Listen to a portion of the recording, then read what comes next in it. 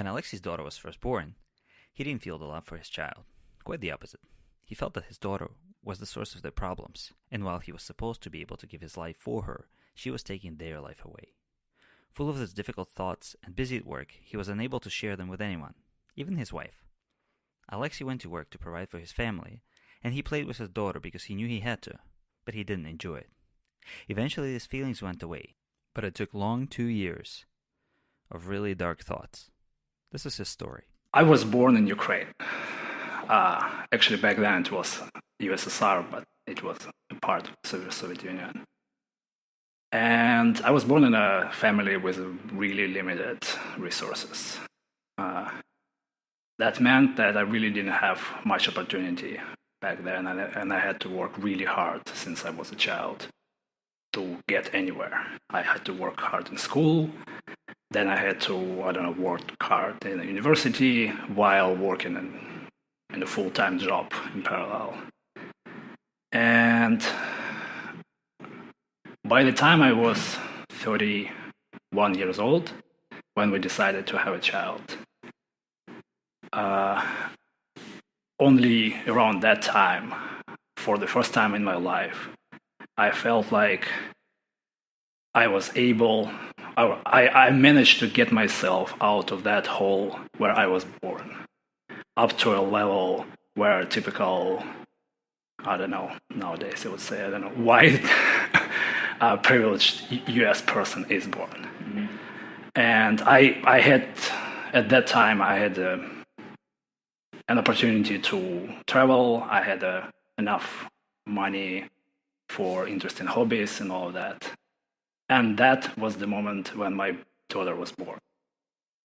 And that caused a lot of emotional problems for me because I felt like she was the reason I couldn't take advantage of those opportunities. Like, I had the passport that would allow me to travel, but I couldn't travel because I had a 1-year-old child, infant child. I didn't really have time for hobbies because I had to work really hard to make sure my daughter would have the future I want her to have. And the rest of the time I would spend actually helping my wife with the child. So for a long time I had this problem that here is this baby, and I felt like she was responsible for my emotional distress. Like, I could not do a lot of stuff that I wanted to do, and I felt like that was because of her. She was the one to blame for it, and I blame her for it. And what didn't help was the fact that all my life, all the books and movies and friends, everybody told me that the moment you will see her for the first time, the moment you'll have a chance to hold her, you will understand that this is the most important thing in your life. This will be the most important person you will love forever and unconditionally. I didn't have that. What I had was a really different story. What I had was, that was my wife, the only person in the world I would, give my life for, and I would love unconditionally. And she had a really, really complicated labor. So after that labor, I ended up in a situation where here is this baby that I don't really love, I don't know, and I don't really owe anything to. That ruined my wife's body and almost killed her. Why would I love her? So for a long time, I would see my wife in pain for months after the delivery. And I would be expected to love the person. And back then, I didn't really consider her a person, unfortunately. Mm-hmm. That's how I'm wired, I don't know.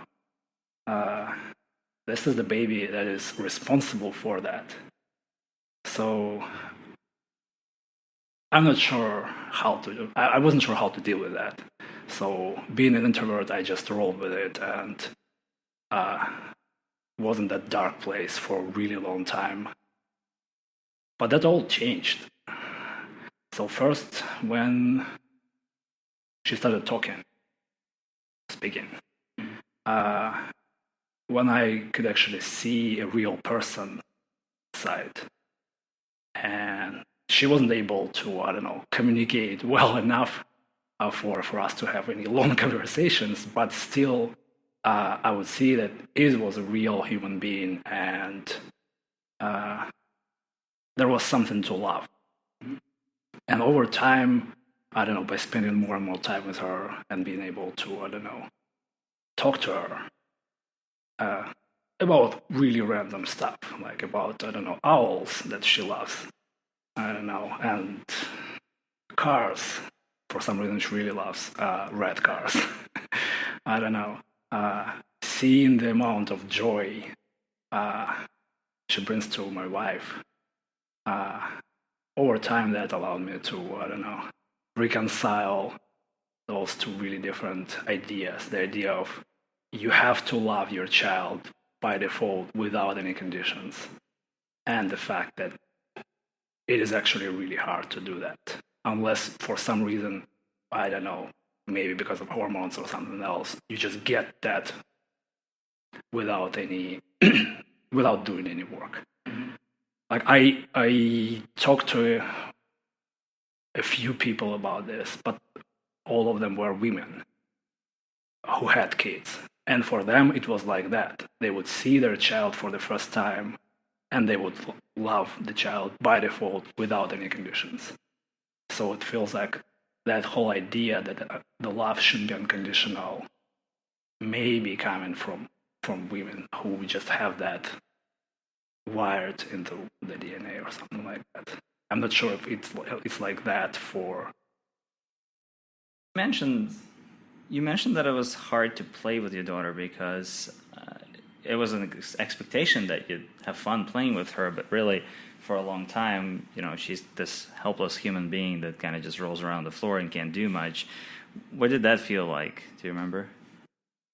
That was the second problem I had with the whole background that I just described. On top of that, there was this expectation that I should enjoy playing with a child. So I work, I don't know, 12, 14 hours a day. That's how I am. That means I don't really have much free time. And any free time I would have, I would be expected to spend really wanting to play with the baby. But every time I tried, I don't know why, I had those expectations that it should be fun, I should enjoy it, but it wasn't. It was just, here is this baby, she can, I don't know, roll around, and then she started walking, but it still was not enough for me. There was no emotional connection, and I wasn't really enjoying, like, let's go play with the baby means you do the same thing over and over again. You go to the swings and just swing around them. And 5 minutes later, you get really bored. And then you go somewhere else and do something else. And it's always exactly the same thing. Over time, it changes because she grows, but still, like, it's the same amount, the same set of toys, the same set of games you play with those toys. And it felt really boring. And again, only when she started talking, I could see that those toys and that swing set and everything that I felt was boring was actually really fun for her. So, yeah, I'm still not convinced that I should enjoy it, but now I know why I'm doing it. I'm doing it to bring her joy. And as a parent, I feel like that's what I'm responsible for. Her, I don't know, her safety, her future, and to bring her joy today, so she would develop emotionally. Do you think it's the repetitive nature of those games that was bringing you down, or was it the fact that you were expected to work in order to provide for the family, and then by the time you're exhausted, you had to do this thing that was not giving you joy? Yeah, now that we are talking about it, I actually realized that it is probably mostly because I am exhausted by the end of the day. Because on weekends, what usually happens is that I would wake up earlier than my wife, and I would spend a couple of hours with my daughter, I don't know, making her breakfast and then playing with her. And then it doesn't feel that boring or that, I don't know, exhausting. And it's not just physical, right? You've got this emotional baggage of work and everything that happened throughout the day kind of bringing you down. And oh yeah, it's not physical because I don't do physical labor. So I can go for, I don't know, for an hour run after my work. And I'm not exhausted physically. It's mostly mental. Right. So let's see, when you were in the dark place, right, not able to share this with a lot of people, did you share this with your wife? Unfortunately, no. It just went away and that was it. Like, I've never really shared it with anybody. Do you think there's a way to spot it? You know, anything you felt or did that would have given it away to people if they were looking for it? I don't think so. Though I'm afraid that when you look at a situation like this from the outside, it may look like the father doesn't really love the child or doesn't want to help their wife or something like that. And yeah, I don't think that was the case. I always wanted to help with whatever she needs. The problem was that it was hard. Hard because of the whole dark situation around it. Right, and for the record, you guys planned to have a child. It wasn't unexpected, but it's just when it happened, you realized that it was kind of like a lot of misinformation leading to the birth. Yeah.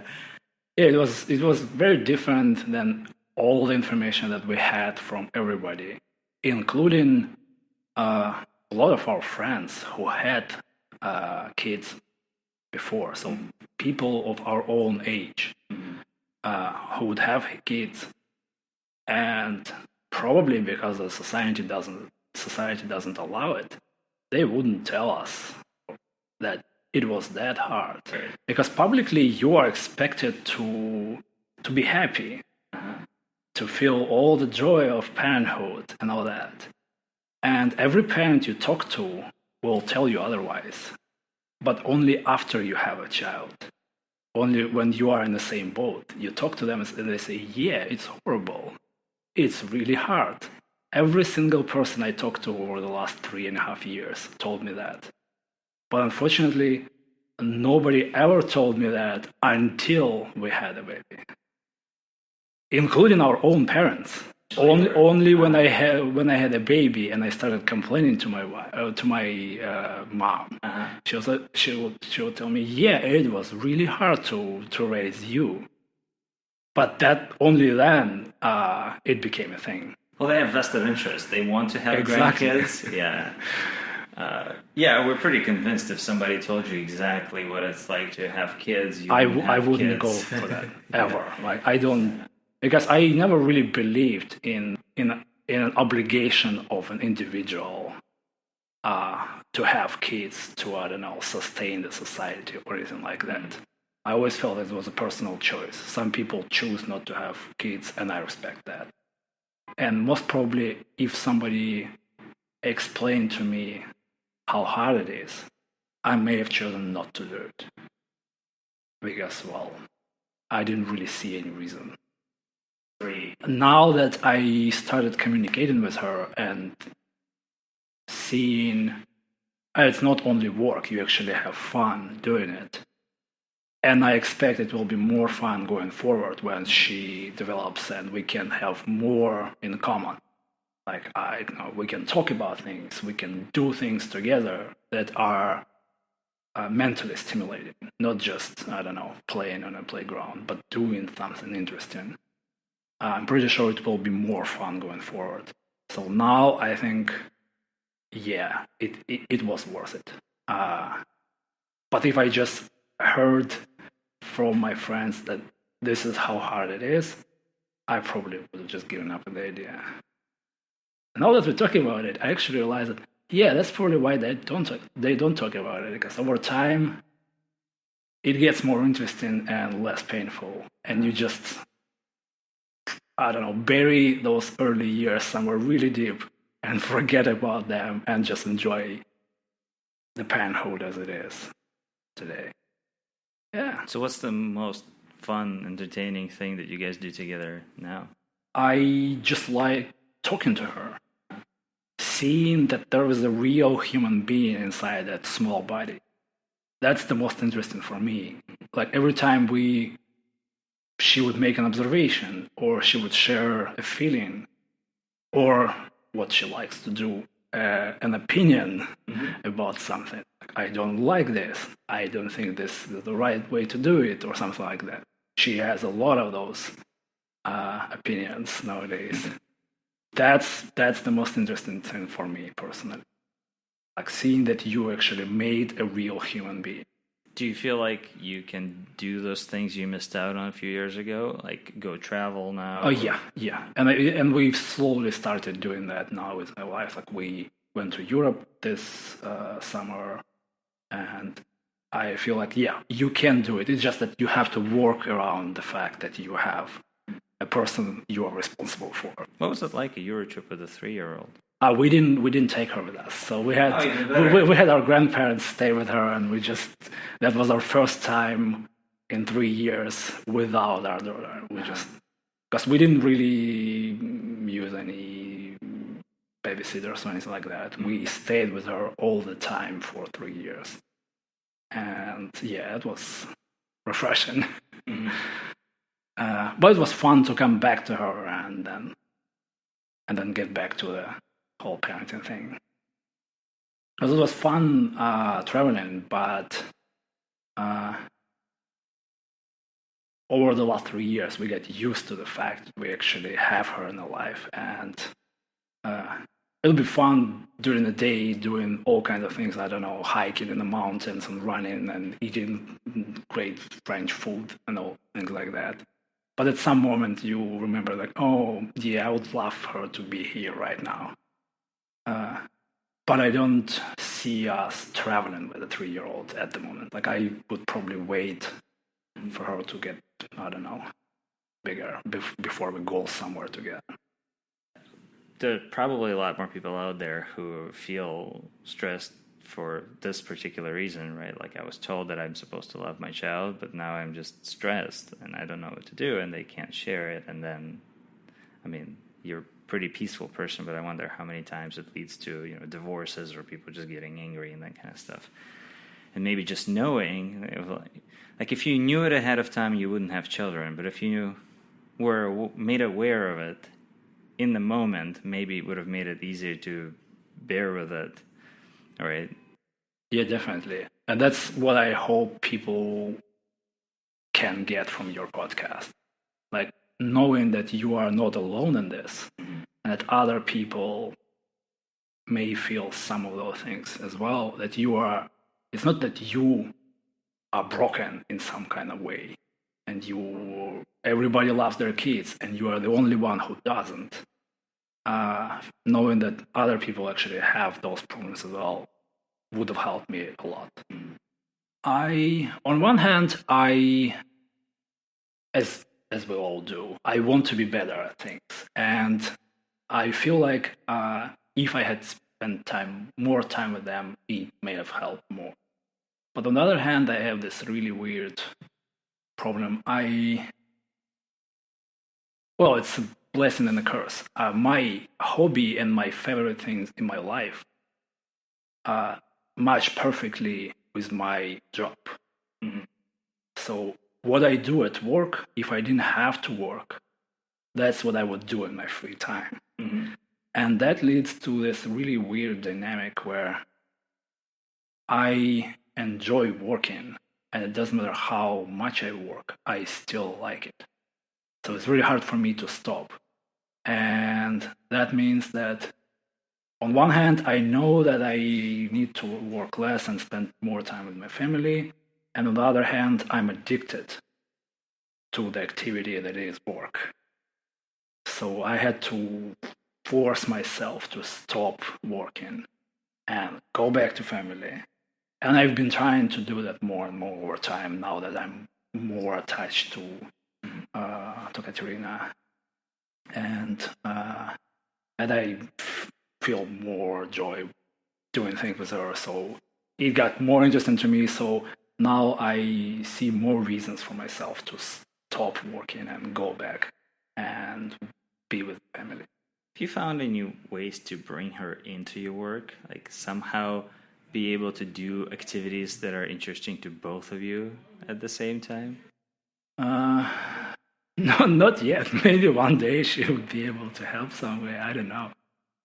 So far, the only thing that I found that allows us to be together and at the same time, for me, I don't know, to do something useful was, I don't know, I can watch. So on those weekends when we are together in the morning doing things, I found that watching, I don't know, conference videos from all kinds of tech conferences, like a short 15-minute breaks. She actually likes watching them with me. Like we would sit down on the sofa and watch, I don't know, a video about, I don't know, architecting really complex systems, or I don't know, managing huge MySQL clusters or something like that. She just likes watching people jump on the stage and, I don't know, tell stories. So that's over the last, I don't know, few months I found it really useful and really interesting. But I try not to do that a lot because, well, just sitting in front of a TV. But if it means, I don't know, giving my wife space and giving her time to do something or just catch up on sleep, it works. So speaking of your wife and giving your situation, I assume it works well for you, right? Where you basically go and work a lot, but that allows for financial freedom to then go and enjoy your life as a family.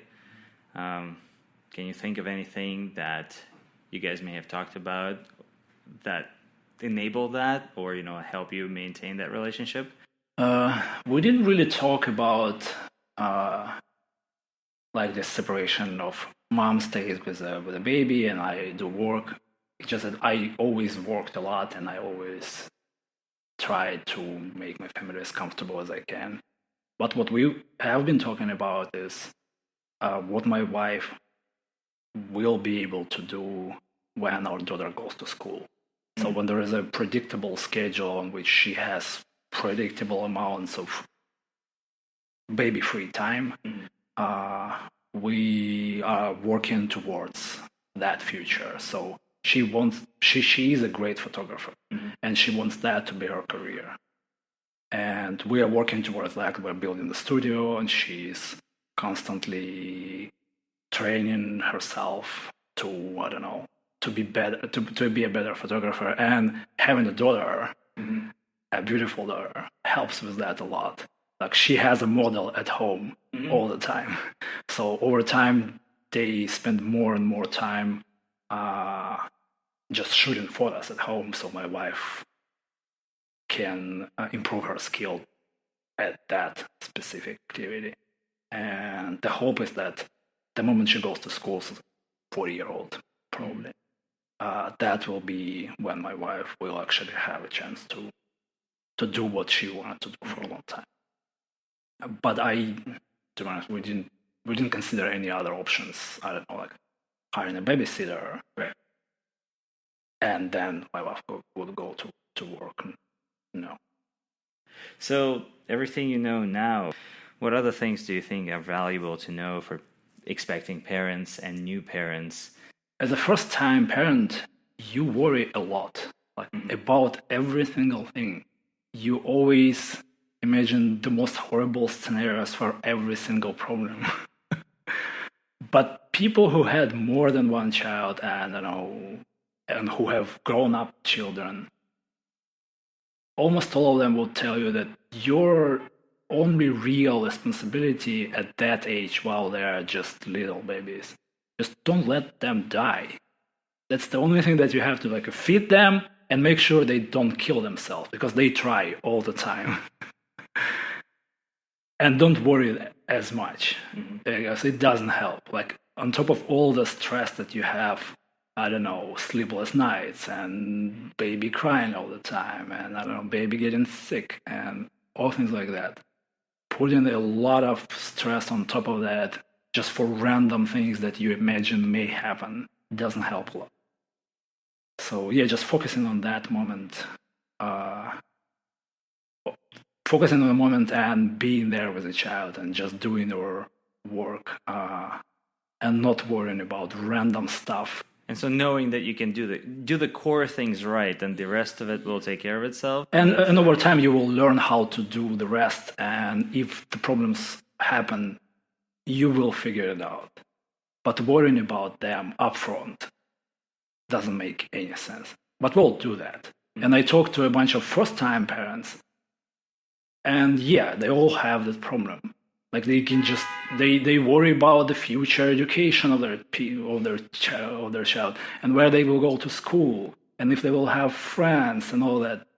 And the baby is like 6 months old at that moment. Mm-hmm. Just wait and you will figure it out when you get there. As a dad of a second child now, I concur. First child, she sneezes or she has a fever, you are in the emergency room at 2 o'clock in the morning. Second child, she has a fever for 3 days in a row. You're like, I'll schedule an appointment with our doctor. All right, it's very different because you've already seen it the first time and you know how they respond to it, and nothing is scary anymore, mostly. Actually, while we're on the subject of worrying a lot, you work completely remotely, and I think that's perfect given that you have a family that you want to be with. At the same time, even though remote work is becoming a lot more popular, still very few companies accept it and, more importantly, make it a priority. What's your experience here? Do you think remote work is good for employees that have families? I've been working remotely for a long time, and for the first, 10 years, it was just a convenience thing. I like my comfortable chair and, my big monitor at home, and the fact that I don't really need to wear pants all the time. He's not wearing pants right now. But only when I actually we have started building a family, only then I realized how valuable remote work is for people who have families. Because you are close to your family all the time. You are, even if you are in that work mode, and I don't know, have a do not disturb sign on your door, things like that. Mm-hmm. If your family really needs you, you are right there, like seconds away. Mm-hmm. So you are always able to help, especially during the first years of the child's life, when all kinds of quote unquote emergencies happen and your wife needs you to help with something. It's really nice to be able to just stand up and be there for them. And I feel like that helped a lot in our case, because it was our baby or our daughter is really active. So my wife ends up being exhausted all the time, running around and trying to catch her. And sometimes just needs my help. Just go and spend 15 minutes of your time with her. And I can stand up and do that. And if I were in the office, okay, it's 9 to 5 plus an hour or two of commute, and all that time I'm not there, so she would be alone, and she wouldn't have anybody to help with anything. So I feel like it was really useful has been really useful for us, and I hope to be able to work remotely going forward and see how that goes. And last thing, a couple of years ago, you started running a lot. Was this before the daughter was born? Oh, that's an interesting story. So up until about 4 years ago, I couldn't understand why would people participate in any sports. Like being an introvert, I was, and I'm still is, really against any team sports. Like I don't like relying on people for that kind of stuff. And running and biking, those like solo activities, I just couldn't understand why would people go through all this stuff and suffer for hours. Like I clearly remember a point where we were sitting with my wife on a bench in a park. She was pregnant at the time already. And the guy just ran by. And I told my wife, why are they doing it? Like, why? And a few months later, when my wife it was 3 months before my daughter was born. I had this, first it started as just like slowly growing anxiety, day after day after day. And at some point, it ended up, first, I stopped sleeping. Like, I couldn't sleep for days, then for weeks. I would fall asleep, but it would be like, a few hours, and then I would wake up with a nightmare, and then I go back to bed. I was really worried about all kinds of things that may go wrong with the pregnancy, and then with delivery. And the closer we got to delivery, I started worrying about what will happen next. And I got so anxious and paranoid. And I couldn't sleep, I couldn't really work. It was really painful. And for the record, this is the time when you're still working, making money, like you live in a nice place. Oh no, right? Like it's it's things not aren't terrible. Like it's not like I don't have anything to eat and I'm worried about that we won't have, I don't know, a place to raise a child.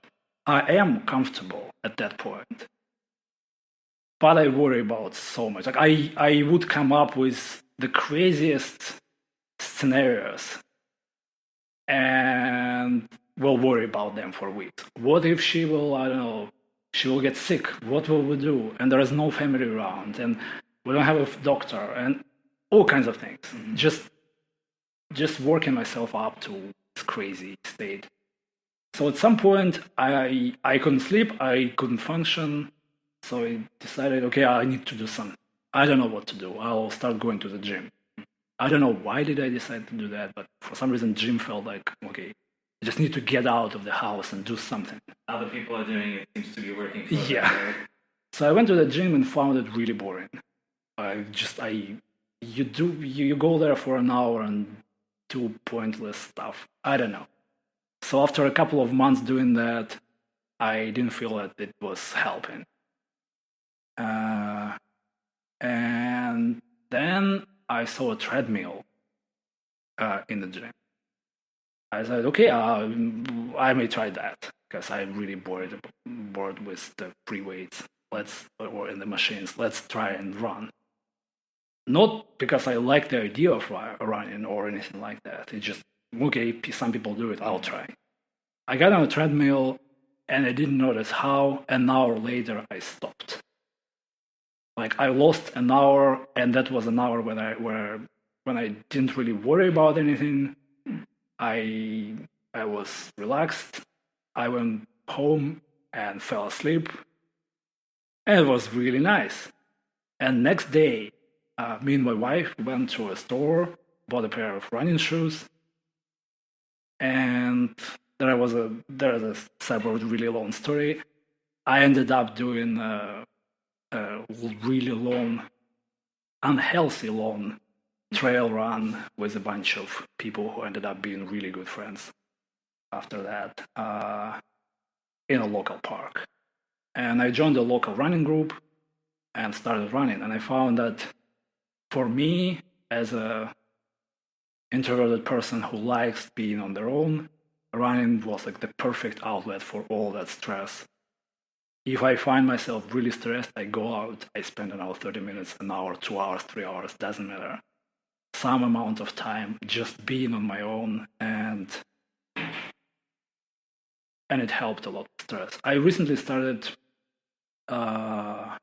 looking into and doing meditation, and I found exactly why I liked the idea of why I liked running, because it's exactly like meditation. You spend a lot of time not thinking about anything, just being there on your own in the moment, and it helps a lot with any kinds of external stress. And with trail running, it's even better because you don't really have time to worry about anything. When any moment you can just fall down and, I don't know, break a leg. Because you are running on a really uneven terrain, and you always have to be there in the moment to be aware of what's going on and what's ahead of you. So I found, for me, that was a perfect way to deal with the anxiety and stress. And in the last 3 years, there was a lot of stress, work-related, family-related, and running was that thing that carried me through that.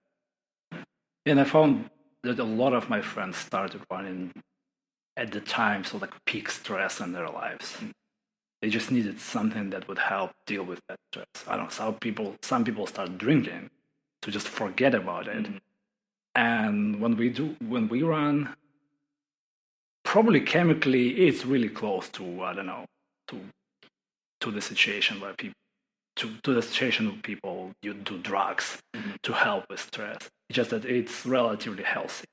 Definitely. Running is amazing for stress relief and for your health. So I also highly recommend it, especially if you're really busy and you need a way to meditate and stay in shape at the same time.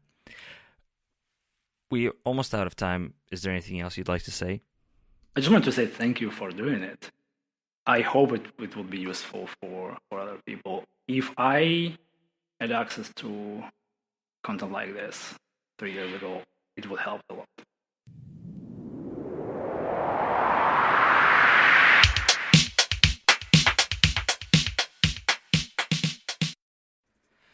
Once again, thank you for listening to the show. If you have any questions, ideas, concerns, please visit our website at raddadshow.com and let me know. And of course, don't forget to subscribe.